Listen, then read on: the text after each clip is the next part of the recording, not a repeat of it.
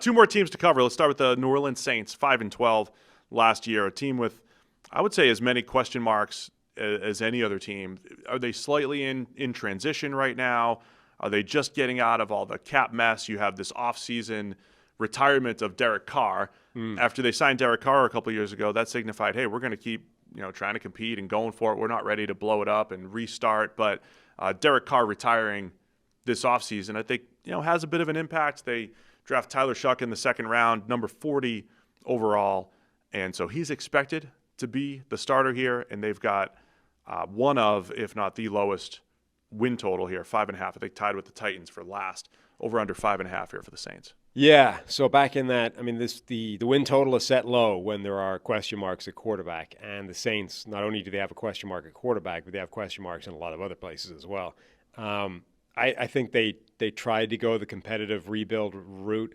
They also, I think, have done a reasonable job of changing course in terms of how they approach the salary cap without trying to do it all in one offseason. Let's take all the dead money today and then just be in hell for the next year and then just take all the medicine at once. They've tried to sort of do that step by step. I think that's a work in progress as well. And so you end up with this team, and they haven't drafted tremendously well for a while, having had, a draft or two of spectacular picks a number of years ago. And so they're left in this spot of, you don't really have a quarterback. The guys that you have that are like really good players are aging and maybe not what they used to be. Alvin Kamara, Brandon Cooks, guys like that with some serious pedigree. Demario Davis is still playing at a really good level, but probably is on the downswing now. And you've let go of a lot of players. And it's like, have you replaced them with enough? Like, is Carl Granderson enough to offset the decline of Cameron Jordan and, some of these other players that have left? Is Kool-Aid McKinstry able to step in and be the new Marshawn Lattimore? Is Chris Olave able to go long enough without getting concussed again that you can rely on him as the number one guy? Like, there's a lot of questions now with this team. Kellen Moore also in as head coach, and we spend so much time in the offseason looking again at position groups and strengths and weaknesses and everything, and then the season hits, and we know anything can happen week to week. Remember the first 2 weeks of the season, what happened? The Saints were the best team in the NFL. Just saying, this wasn't that long ago, Sam. Yeah. And I was down on the Saints going into last year. I was rethinking my life, my life choices here. Week 2, I was like, man, I thought the Saints were going to be awful on both lines of scrimmage. I thought they were going to just be terrible. And then they destroyed the Panthers, and it was like, all right, it's the Panthers, fine. Right. And then they destroyed the Cowboys. Yeah. The same way. 44-19. The same way, right? With the same dominant offensive line, and Taysom Hill, year 7 of this experiment was unstoppable. That was last season, Sam. The Cowboys, it's so funny the way how fast perception changes in the NFL. At the time, this was the Cowboys coming off 3 straight 12-win seasons, who were expected still to be one of the better teams in the NFL. And it's like they got annihilated week 2 by the Saints. And we're saying, which thing that we believed heading into the season is not true? Is it that the Saints are actually a contending team? Is it that Dallas is a disaster? What is the new variable that we're missing here? Tyrann Mathieu also retired just a couple weeks ago as well for the Saints. So you're losing some veteran presence. And look, I think it's a rebuilding season for the Saints. I thought that was true last year. I looked like an idiot through 2 weeks, and then by the end of the season, it was like, all right, they did not have enough. Week 3, they ran the Eagles close too. Oh, yeah, they were close. It was Dallas Goedert and Saquon Barkley had a couple explosives late that completely changed everything. But yeah, the Saints. So I think they're in a rebuild, but I think there's a couple position groups, moving back in the right direction. Offensive line, where they've drafted a tackle each of the last 2 years. Kelvin Banks Jr. this year, Talise Fuanga last year. Fuanga moves back to right tackle where he played in college. You got the same dynamic that you have with the Titans. So that looks like it's a young tackle duo that could be pretty good. Eric McCoy coming back off of injury. That was a big loss last year. They're going to try to get something out of Trevor Penning at guard this year before they have to potentially let him go or re-sign him if he's legit. So I think the offensive line's moving in the right direction. Pass catcher-wise, hopefully Chris Olave can stay healthy with all the concussion injuries because he looks great, concussion issues. And Brandon Cooks at the tail end of his career, but if you just get dependable wide receiver 2 type of player from Brandon Cooks and then the deep threat of Rashid Shaheed, I think the goal here is to just put this infrastructure in place that you could see what you have in Tyler Shough, so that a year from now, you know if you need to draft someone else. Yeah, if everybody stays healthy, I think the offense should be a pretty good situation for either Tyler Shough or Spencer Rattler if Shough isn't ready to take that job. But that is a bigger if for the Saints than other teams. You know, again, you can always play the game of, well, what if this guy gets hurt? But with Olave's history now, with Shaheed coming back off an injury, with Brandon Cook's age and history, I think you can more reasonably raise that as a concern for this team relative to some other sides. But Olave, Rashid Shaheed, Brandon Cooks, Juwan Johnson, Taysom Hill, Alvin Kamara, Kendry Miller, Devin Neal, who they drafted.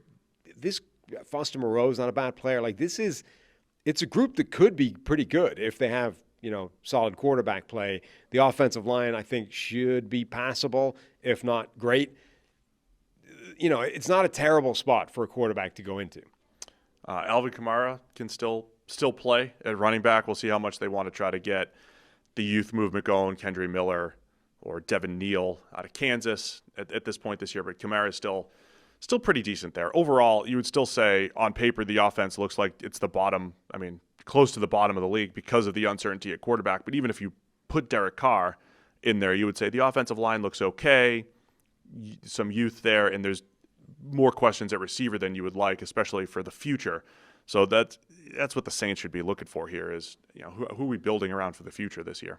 Yeah, getting an answer at quarterback effectively. That's the biggest thing. Do we have something in Tyler Shough, or do we immediately need to pivot? It could be a decent infrastructure, like I said, but nobody's ranking this offensive supporting cast as one of the better ones in the league. Yeah, but at least it's not a situation where you're looking at it and saying, we don't even know what we're going to get out of Tyler Shough because this is not a viable situation. Like, this is not a workable spot for him. Defensively, I think if Dennis Allen did such a good job as a defensive coordinator there for years, he's out. But if you were to, say what made the Saints special defensively for a period of time, it was their depth on the defensive line. Remember when Trey Hendrickson was their third rusher for a while, when they had Cameron Jordan, they had Marcus Davenport, they had Hendrickson, they had David Onyemata, Carl Granderson was just starting to hit the ground running, and now he's the star there, really, next to Chase Young. They just were unable to replenish the depth despite trying with Peyton Turner in the first round, Brian Brzee in the first round, Isaiah Foskey in the second round. I don't think any of those guys, despite Brzee's sack totals being pretty decent, I don't think any of those guys has really lived up to what they've wanted there. And so that's still a big question mark for me up front. Hey guys, real quick, only 40% of our viewers are actually subscribed. So let's change that. Hit that subscribe button. And now let's get back to the action. Yeah, they've missed on a lot of draft picks that would have helped this transition on defense. The other thing, you mentioned Dennis Allen no longer being there. The replacement for Dennis Allen is Brandon Staley. This is a fascinating coaching hire because we are a few years removed from Brandon Staley being, number one, the hottest sort of head coaching ticket in the NFL, but also running the number one defense in the NFL, running a variant of the Vic Fangio defense, which just annihilated Kansas City in the Super Bowl and is still, one of two sort of variants of scheme that's throughout the NFL as a very popular defensive system. He was hired for the Chargers off the back of that, running an amazing defense, being a dominant force. He can finally get the most out of this talent that the Chargers have got on defense. And then not only was he not able to do that, but he ran one of the worst defenses in the NFL with the Chargers. So, what the hell are you going to get with Brandon Staley as your defensive coordinator? Is he going to go back to running what is still a system that can be as good as anything? We've seen that with Vic Fangio in Philadelphia last year, but obviously it needs some talent and it needs the horses to do that. Or was the Rams thing just a mirage? Like, was he never that guy? And actually, he's not going to move this forward at all. And we've seen this from a lot of people around the league. A lot of people are just better at coordinating than they are head coaching. And obviously those two, Kellen Moore and Brandon Staley, they have a connection. It's not like they... Well, they flip-flopped, right? Staley was head coach and Moore was his offensive coordinator for a year. But they work together is my point. They were, yes. Kellen Moore theoretically should know what he's bringing to the table. If Staley is a special coordinator and he just happened to be, over his head as a first-time head coach and the whole game management, the motivation, everything he had to deal with, and he's just a wonderkin defensive coordinator, then that changes the fortunes of the Saints here. Yeah. Despite no matter what we're looking at from a depth chart perspective. But it does make you wonder why he wasn't able to improve the defense at all in Los Angeles. Because you just don't have your hands on it as much. You just have too much. I mean, other coaches where they're like specialists on one side of the ball and they end up in over their head as head coach and they don't work out. Generally speaking, their side of the ball is still better than it is without them. Robert Saleh, the defense was great under Saleh. I don't think he even did a particularly bad job. He ended up carrying the can for things that went wrong. But, Robert Saleh's defense was not a problem in New York. Other guys are there, and even when they don't work out, their side of the ball still generally functions when they're good. No, I get it. Just doesn't always work out that way. So we'll see. If Staley's special, that changes their fortunes. I think Carl Granderson is good. Chase Young is still solid on the edge. I don't love the defensive tackles. Brzee, as I've said many times on the show, he really struggles in the run game, gets moved off the ball quite a bit. Devon Godshaw, kind of similar. So I think they've got some questions, and there's more pressure on those defensive tackles, I think, in that system where they're trying to play the run with fewer bodies. So I don't know if they just have the right personnel for that right just yet. I mean, this is a personnel group that's set up to replicate exactly what the Chargers defense was for years. It's true. Soft as hell up the middle. Going to give up 6.4 yards per attempt. That's why Staley's defense weren't great there. Demario Davis is another modern marvel, though, where he was better on the back half of his career than the early half, and not just better, but special for the last 6 or 7 years for the Saints. Justin Reed comes in at safety, a mix of him and, guys like Kool-Aid McKinstry in year two. I think the cornerback room, on paper, one of the worst in the NFL as far as question marks go. We'll see if McKinstry could hold down that top spot as a second rounder last year. What a kicking competition in training camp. Talk about the Saints now have. Well, you've got their actual kicker.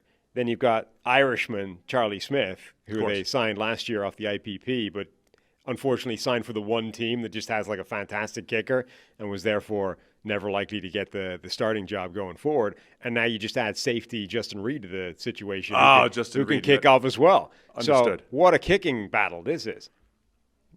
Just lost everybody with that. But I see the joke there. Justin Everybody Reed, loves it. special. Saints, over-unders 5.5. A lot of people expecting them to be in the top overall pick market. Yeah. I think that's going to be tough in the South.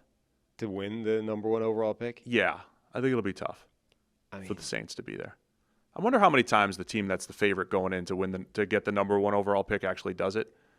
The 2019 Dolphins, they looked like, an SEC team trying to play in the NFL, and they were, still didn't even get it. The problem is I think it's quite difficult now to win 0 or 1 game. I think even the terrible teams tend to find 2 or 3 wins. And that means that any game late in the year can completely change the top of the draft. And we've seen that in the last couple of years. Every time you think a team's got, the Patriots, whoever, these teams take themselves out of the number one overall pick with a stupid win in week 18 all the time. So I think that's the problem. I would be shocked, I think, if the Saints were not picking in the top 3. But the difference between 1 and 3 could be a random game that somebody wins in week 18. And Tyler Shough probably has to be special for them to not be considering one of the top quarterbacks next year, where, we know what happens a year early. The quarterback class, there could be 2 first-rounders, there could be 5 or 6 with some of the names. But I think Saints fans should at least be watching a lot of college football and keeping an eye on the next quarterback class. I think we've talked about this before, but do you think Arch Manning is more or less inclined to come out next year if New Orleans is picking at the top of the draft? I think more. New Orleans, of course, for anyone that doesn't know, Archie Manning, Arch Manning's grandfather? Just grandfather, not great. Right. Grandfather, yeah. How far back did he? Anyway, grandfather was, Saints legend type of, player. I think the start of the dynasty. That's where they are. They're New Orleans royalty. No, I think more likely.